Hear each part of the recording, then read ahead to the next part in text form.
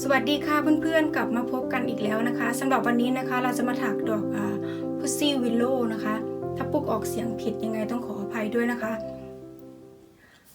ดอกไม้ชนิดนี้นะคะจะมีสีเขียวสีขาวสีชมพูนะคะเพื่อนๆจะพบเห็นได้เวลาเขาใช้ไปตกแต่ง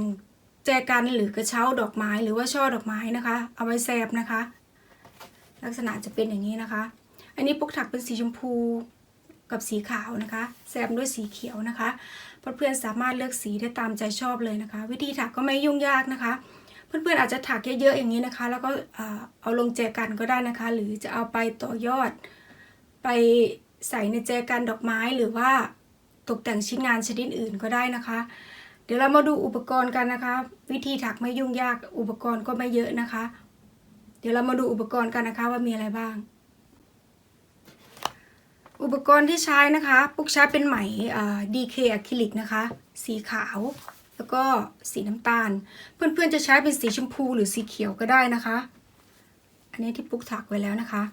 เพื่อนๆจะใช้เป็นไหมคอตตอนก็ได้ลักษณะนี้นะคะจะใช้เป็นไหมพรมสีพายก็ได้นะคะเดี๋ยวปุ๊กให้ดูนะคะอันนี้จะเป็นไหมพรมสีพายนะคะที่ปุ๊กใช้อันนี้จะเป็นไหมพรมอะคริลิกลักษณะเขาออกจะต่างกันนิดเดียวนะคะไม่เยอะนะคะเข็มปุ๊กใช้เป็นเบอร์ 1.5 mm นะคะเพื่อนๆสามารถปรับใช้ตามลักษณะไหมพรมหรือความถนัดของเพื่อนๆได้เลยนะคะไม่จำเป็นต้องเป็นเบอร์ 1.5 เหมือนปุ๊กก็ได้ฟอลเทปสีน้ำตาลจะเป็นสีน้ำตาลหรือสีแดงหรือสีเขียวก็ได้นะคะลวดปุ๊กใช้เป็นเบอร์ 1.5 mm นะคะเพื่อนๆจะใช้เป็นเบอร์ 1.0 ก็ได้นะคะตัดความยาวตามความชอบหรือลักษณะงานที่เพื่อนๆใช้ได้เลยนะคะปืนกาวนะคะปุ๊กจะไม่ใช้เทียนลนนะคะหรือเพื่อนๆจะใช้เทียนลนก็ได้นะคะเพราะว่าความจริงแล้วลักษณะของตัวดอกเขาจริงๆเขาจะมีขนนะคะเหมือนขนเขาจะเต็มเลยนะคะแล้วก็เป็นไหม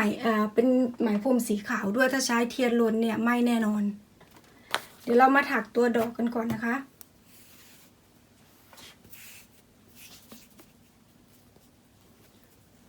ตัวดอกนะคะให้เพื่อนๆขึ้นโซ่4นะคะ1 2 3 4แล้วให้เพื่อนๆถัก X นะคะในโซ่ที่1นะคะโทษทีค่ะถัก F นะคะเนี่ยในโซ่ที่1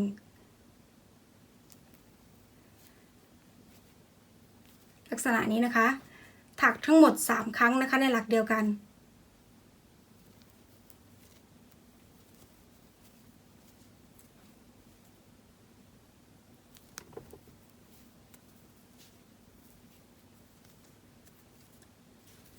เสร็จแล้วให้ถักโซ่3นะคะ1 2 3หมุนนะคะ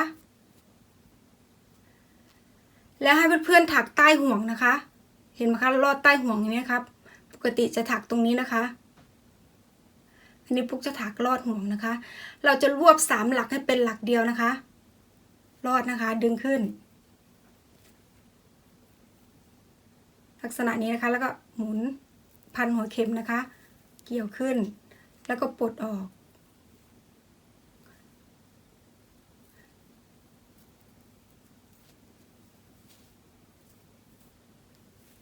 ดึงขึ้นลักษณะนี้นะคะแล้วก็รวบแล้วให้เราถักโซ่4นะคะ1 2 3 4ให้เพื่อนๆถัก X นะถัก F นะคะต้องขออภัยด้วยถัก F นะคะ3ครั้งในหลักเดียวกันในหลักนี้นะคะ1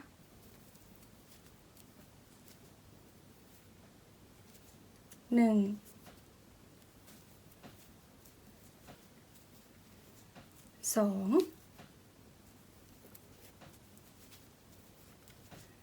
3เสร็จแล้วโซ่3 1 2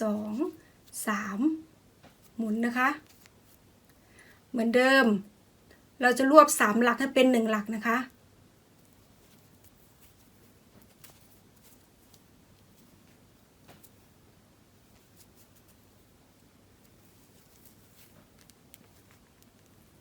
ปลดนะคะ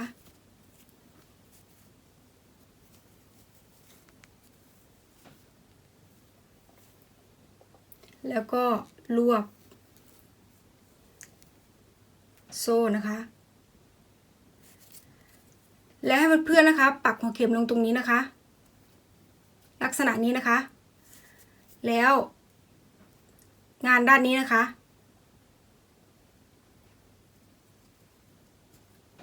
ลักษณะนี้นะคะแล้วก็ให้เพื่อนๆนะคะแทงหัวเข็มนะคะลงตรงนี้ตรงโซ่ที่1ของกลีบนี้นะคะลักษณะนี้นะคะเดี๋ยวปุ๊กทำให้ดูอีกเผื่อเพื่อนๆเห็นไม่ชัดนะคะ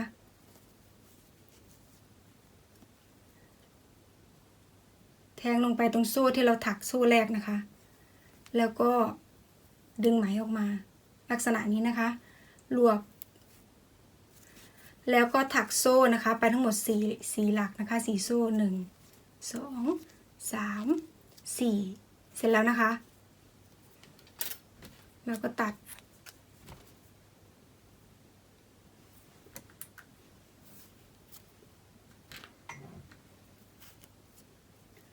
จะได้ลักษณะนี้นะคะ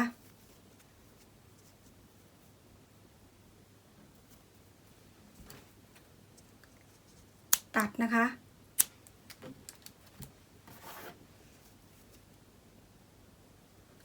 ถ้าเพื่อนๆจะทำตัวกีบเลี้ยงตรงนี้นะคะอันนี้ปุ๊กเรียกเป็นกีบเลี้ยงแล้วกันนะคะจะทำก็ได้ไม่ทำก็ได้นะคะเพราะว่าบางดอกปุ๊กก็ไม่ติดเหมือนกันใช้ไหมสีน้ำตาลนะคะ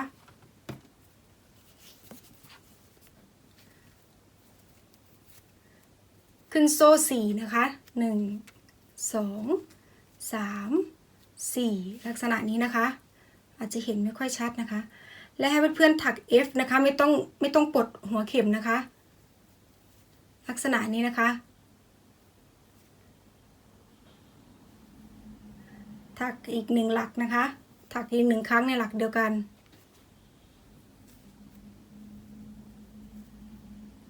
จะได้ลักษณะนี้นะคะแล้วเราก็รวบ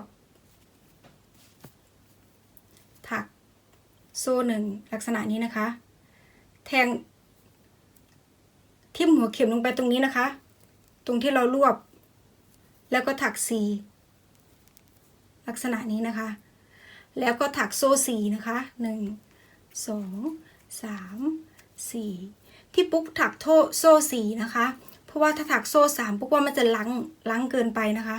ปุ๊กก็เลยถักโซ่4เพื่อนๆจะถักเป็นโซ่3ก็ได้นะคะลักษณะนี้นะคะแล้วก็ถักโซ่1 2 3 4เสร็จแล้วนะคะ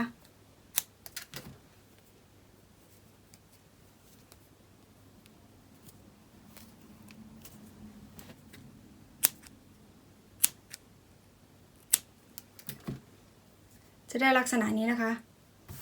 เพื่อนๆจะใช้เทียนลนก็ได้นะคะแต่ปุ๊กไม่ได้ใช้เทียนลน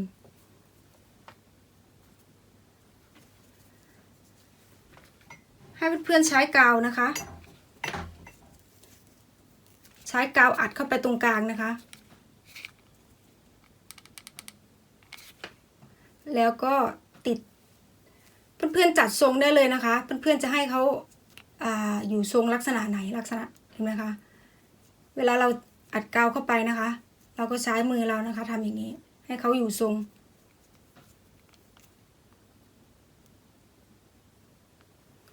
เสร็จแล้วติดกลีบเลี้ยงนะคะ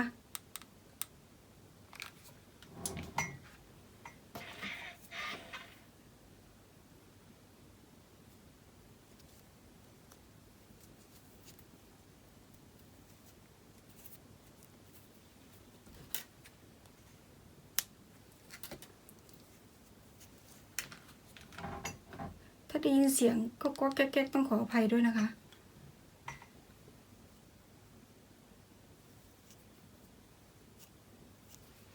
จะได้ลักษณะนี้นะคะ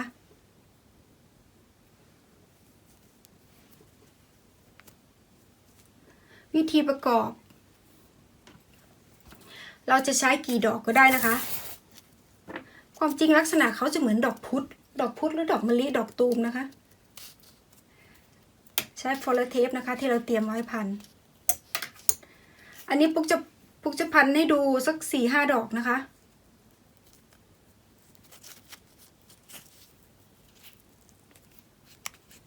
ถ้าสีชมพูปุ๊กก็ใช้เป็นโฟลเทปสีเขียวนะคะหรือเพื่อนๆจะใช้เป็นสีแดงก็ได้นะคะ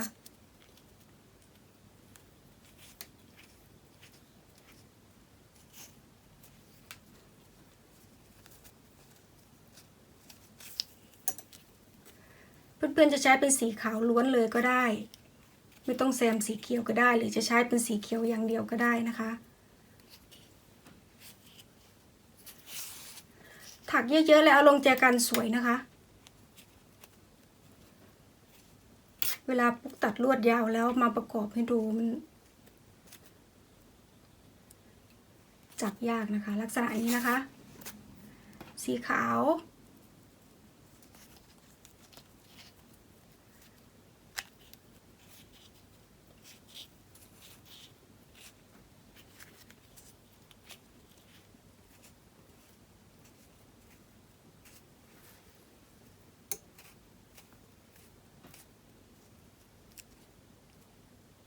ลักษณะนี้นะคะเพื่อนๆจะติดกี่ดอกก็ได้นะคะก้านสั้นก้านยาว